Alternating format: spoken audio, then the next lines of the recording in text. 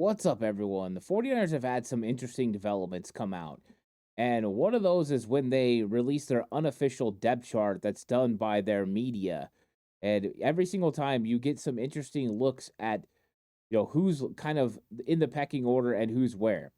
And we've had some question marks about several positions for the 49ers about who was going to start and who's going to be listed as starters. And we got some revelations when it came to the unofficial depth chart. Now, these are not 100% accurate. A lot of times things will change. Kyle Shanahan and maybe the coaching staff see it a little bit different than the media and those kind of hanging around and looking at the team and trying to read the tea leaves of what's going to happen. But sometimes it gives us some good clarity on what is to be expected. And I think we got to start first with linebacker.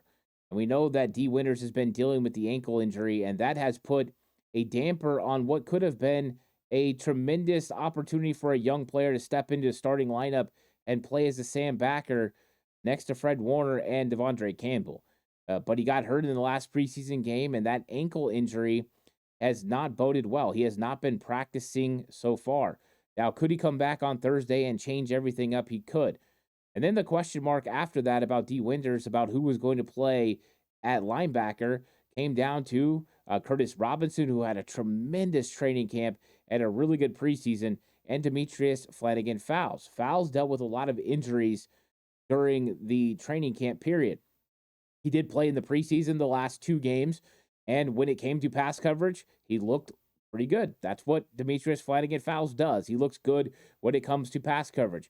When it came to stopping the run, it was ineffective to say the least. It just wasn't very good. But we do know that the 49ers feel comfortable with the DFF. They like having Demetrius Flanagan Fowles on this team. They made him a priority, signing him during the offseason and bringing him back. And they had a hole at Sam Backer. And I'm sure they were hoping one of these young players was going to step in and take over. But now it appears, according to this unofficial depth chart, that Demetrius Flanagan Fowles is the leader in the clubhouse to start at Sam Backer.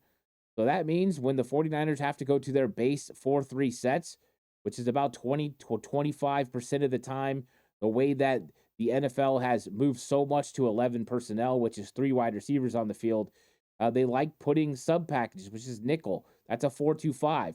In that situation, Demetrius Flanagan Fowles comes off the field. The 49ers play two linebackers, which would be Fred Warner and Devondre Campbell. Campbell playing in the will linebacker role, which is normally for Dre Greenlaw. So Flanagan Fowles is now looking like he's going to start, and that could be something that the Jets look to attack.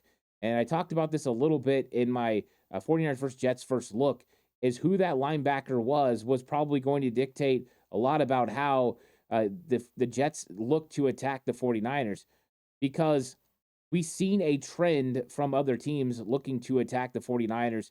You look at what happened in the NFC Championship game. Detroit went at Oren Burks, and they went at him a lot. They also went at our young safeties running the football and getting out on the edge. Those were things they did. Now, we're feeling pretty comfortable about Jair Brown now, but that's what they did. But they attacked that Sam Backer. And then when Dre Greenlaw went down in the Super Bowl and they had to step in with Oren Burks, they attacked Oren Burks and they lit him up. So the 49ers linebackers is something that needs to make sure it's taken care of. And DFF looks like he's going to be the guy at Sam Backer.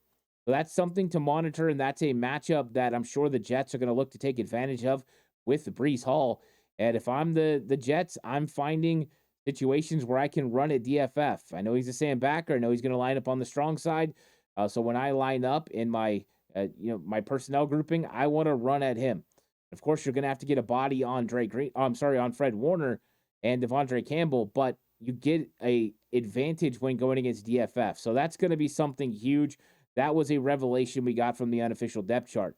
Another revelation we got is one that's more known, right? This is not something that's really going to surprise a lot of people, but Jacob Cowing was listed as the starting punt returner, kind of echoing the fact that we knew already he had earned this job. He looked so good against the Saints in the preseason, squaring up every football, knowing when to fair catch, letting footballs go over his head, just making the right choices. And that made the 49ers feel more confident. So what did they do in the third preseason game? They let Jacob Cowing handle it again. And guess what? Flawless again. So Cowing overtook Trent Taylor And that's great news for the 49ers because Trent Taylor's not even on the 49ers active roster. And the only other guy that really handles punt returns at the wide receiver position is Ronnie Bell. And it has not looked good for Ronnie Bell over the last couple years. So 49ers needed Jacob Cowing to step on the scene, and he has done a very good job. And I think we feel pretty confident. Plus, he has the ability to catch the ball and be able to get extra yards. He's a guy that can actually have some whole shot, big time returns.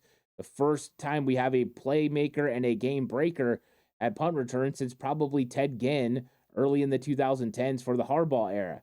So this is great news for the 49ers. Now, there's a lot of pressure on a young rookie to be able to get it done, but it's good news for the 49ers. They have other players they need to elevate from the practice squad.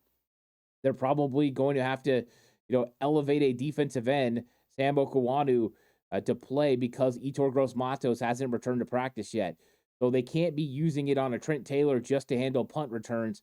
So it's good that Jacob Cowing has stepped into this role, and we'll see how he does securing catches and making sure that he's getting it done because it gives the 49ers a little bit more flexibility and a little bit more of a dynamic ability from that spot. Not just a guy that secures it like Trent Taylor doesn't get any yards, Mr. Fair Catch. I like secure punt returns. I do. I would love getting a little bit of yardage when you have space to do so.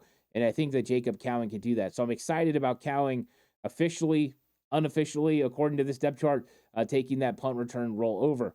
Now, another surprising one, and it caught a lot of people off guard, maybe not me so much, but was the fact that Isaac Guerendo is not the starting kick returner according to this unofficial depth chart, but it's actually Jordan Mason.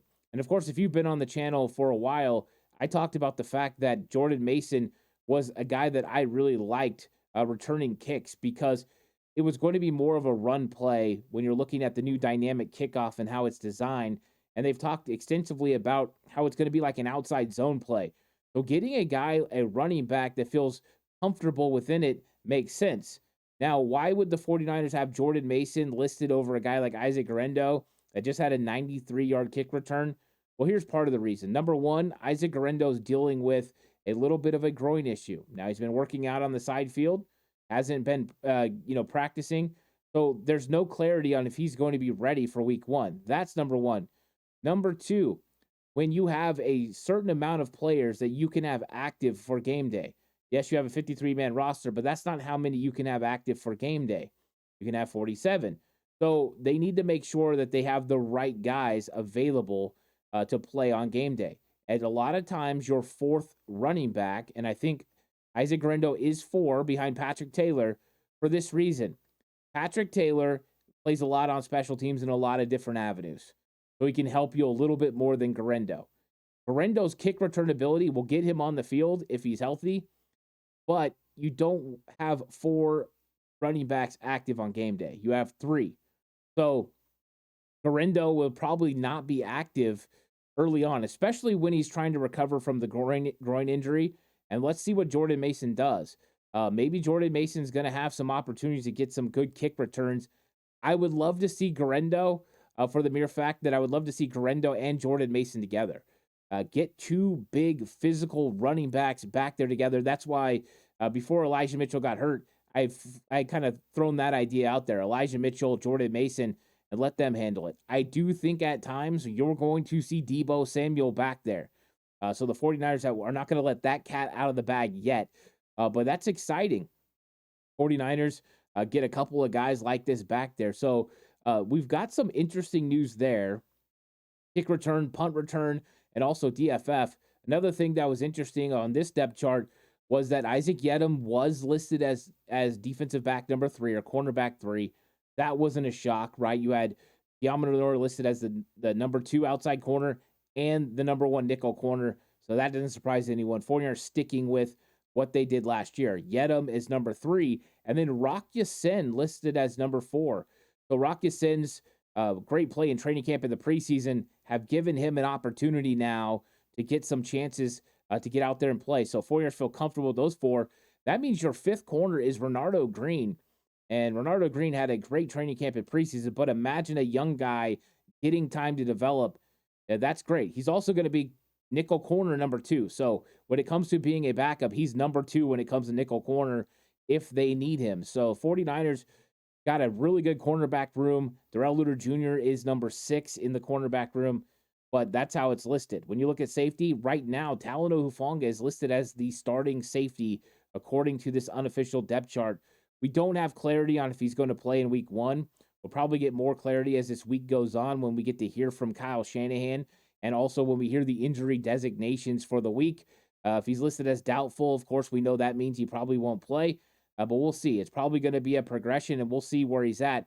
If he's also engaging in team practice this week, that would put him on the right track and trajectory to potentially be able to play. Other than that, no crazy surprises. Everything else kind of made sense, but these were some things that you picked up from the unofficial depth chart for the San Francisco 49ers, and we're trending right towards this New York Jets game. Very exciting times around the 49ers with everyone getting back and everyone getting back to practice. It's a lot of fun. So please like and subscribe to the channel if you haven't already. I really appreciate it. And of course, more content coming your way. I'll catch you guys in the next one. Until then, stay safe. Remember, the right way is always the 49ers way.